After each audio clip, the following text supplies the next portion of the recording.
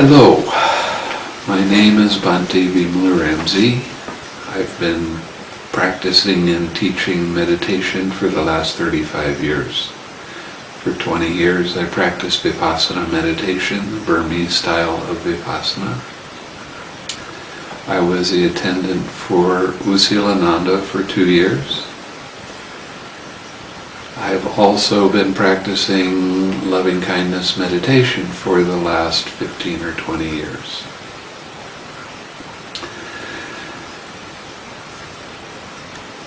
I got real interested in how the Buddha was teaching.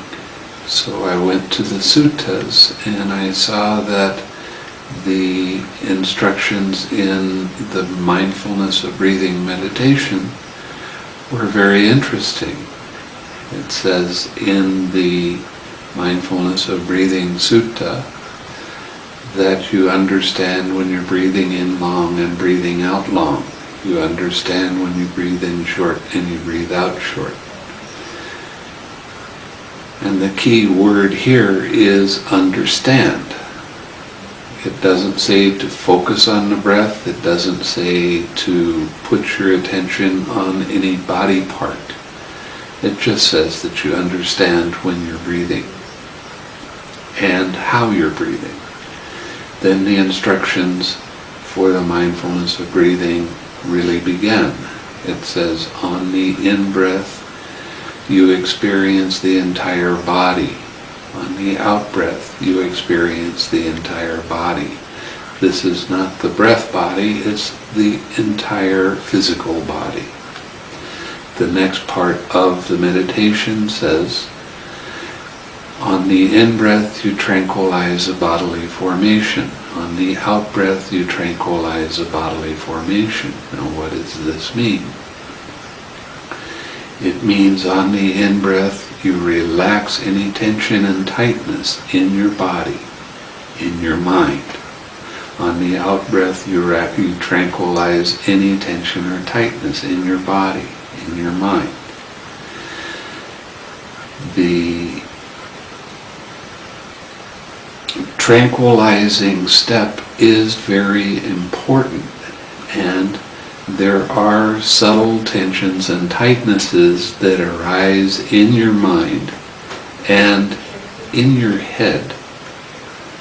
There's a membrane that goes around your brain, and when a thought or a distraction arises, it contracts a little bit, and it causes a tension and tightness that you don't normally see unless you're looking for it. It's a very important step to include in your meditation, because craving always arises as a tension or tightness in your mind and in your body. Learning how to recognize that craving and relax leads to the cessation of the craving, which is the third noble truth. So the mindfulness of breathing meditation is a very important aspect of the teaching. And for many people, they prefer mindfulness of breathing to other kinds of meditation.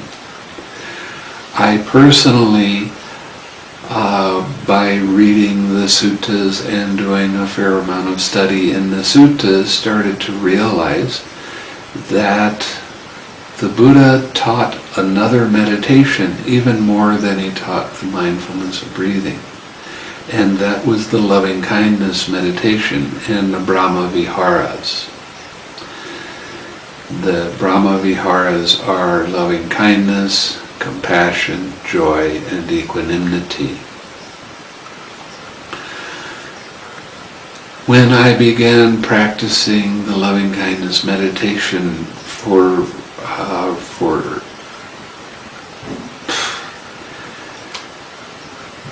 when I began practicing loving-kindness meditation in an intensive way, I started to look in the suttas at the advantages for practicing this kind of meditation, and there are a lot of them.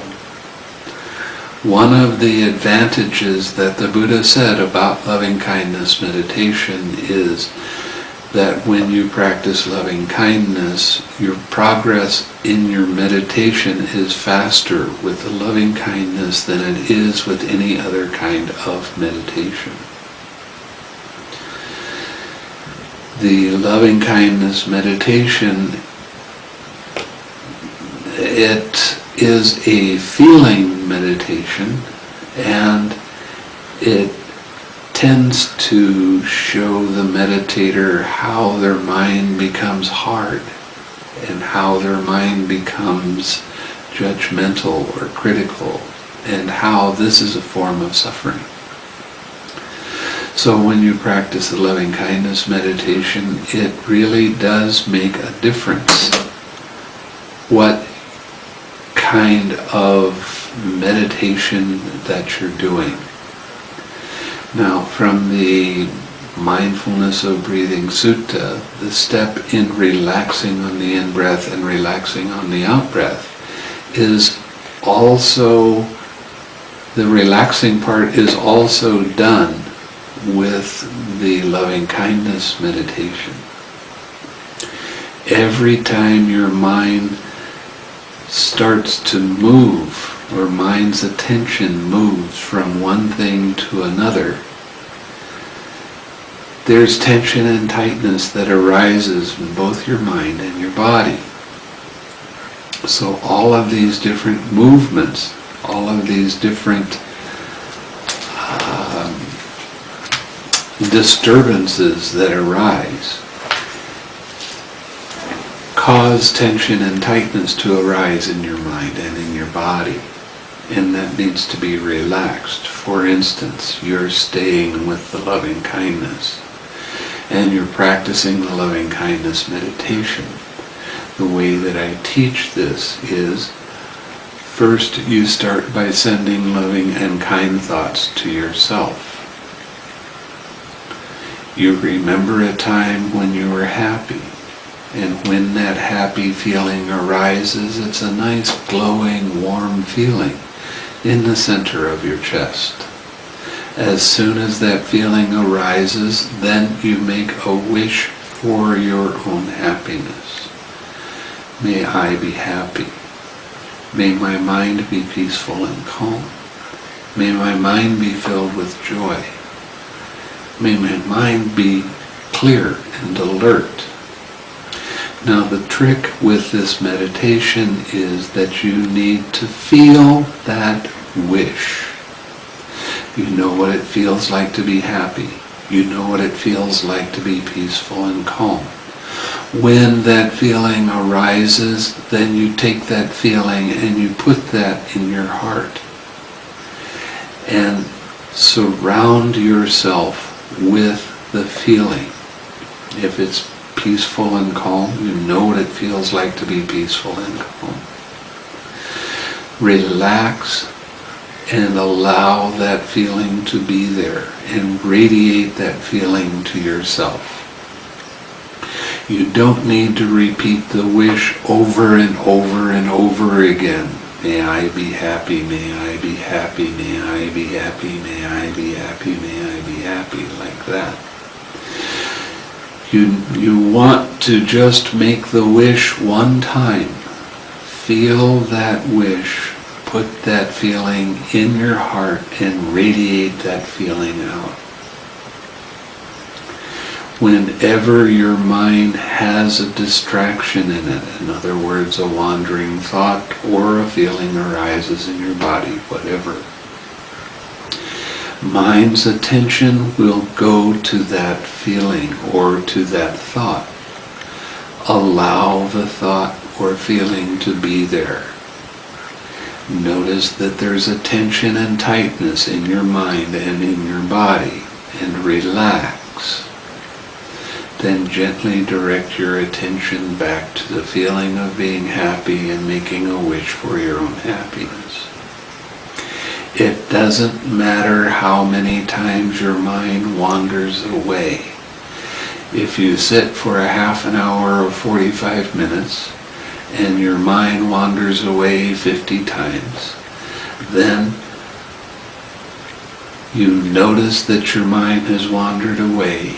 You let it be, you relax and redirect your attention back to your object of meditation, that is the feeling of being happy and radiating that feeling. That is a good meditation. If you get involved with the thoughts and you recognize that you're thinking and then you just continue on thinking instead of letting go and relaxing and coming back, then that is not good meditation at all. You're not actually meditating at that time. You're thinking. It doesn't matter what the content of the thought is. Allow the thought to be without keeping your attention on it. You don't need to try to push the thought away or force the thought from being in your mind. Just simply allow the thought to be, but don't pay attention to it anymore. It will fade away by itself. The key is the relaxing after you have let the thought be. Relax the tension and tightness and then gently redirect your attention back to the feeling of being happy, making a wish for your own happiness. When you're doing the sitting meditation, you want to sit with your back reasonably straight, not rigid, but nicely straight. Please do not move your body while you're sitting. Don't wiggle your toes, don't wiggle your fingers, don't scratch, don't rub, don't change your posture. Don't rock it back and forth. You can sit and move